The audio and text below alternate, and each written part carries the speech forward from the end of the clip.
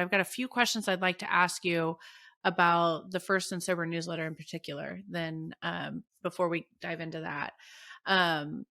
So First and Sober, the newsletter. So you mentioned that your actual sobriety date was 2017, and the newsletter just recently launched. Like, has it even had a birthday yet? I think it's like now.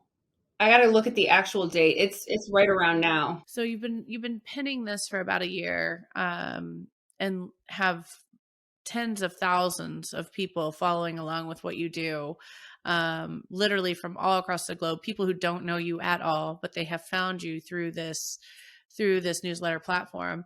I'd love to first know why LinkedIn? Why did you choose LinkedIn as the place to start this? Number one, I had a following there. But the other thing was my passion is reaching the functional alcoholic. That's where I had experience growing up, and it's where what I became. To me, it's the person who looks like they have it all together, who is a high functioning person. They have a career, they have a family, they have the white picket fence. Everything looks like it is how it's supposed to be.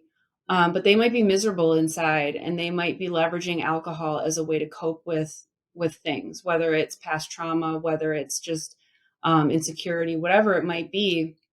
It's the people hiding in plain sight. And those are people that I'm really passionate about reaching.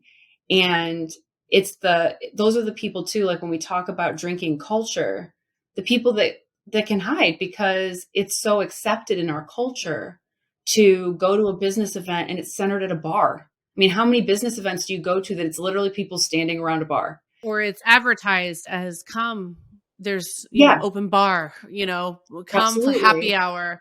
Hmm. I think it's every business event, to the point Yeah. where a lot of my friends and I in the produce industry have gotten to the point where we're like, it's a grotesque level of emphasis, Oh, in, yeah. in our professional lives. So that was, my candid dialogue with my friends in this industry, talking, candidly about the alcohol culture within, food and bev, specifically produce. And then also learning more from you about what it means to be living as a recovering alcoholic, someone who's choosing sobriety, what that actually means.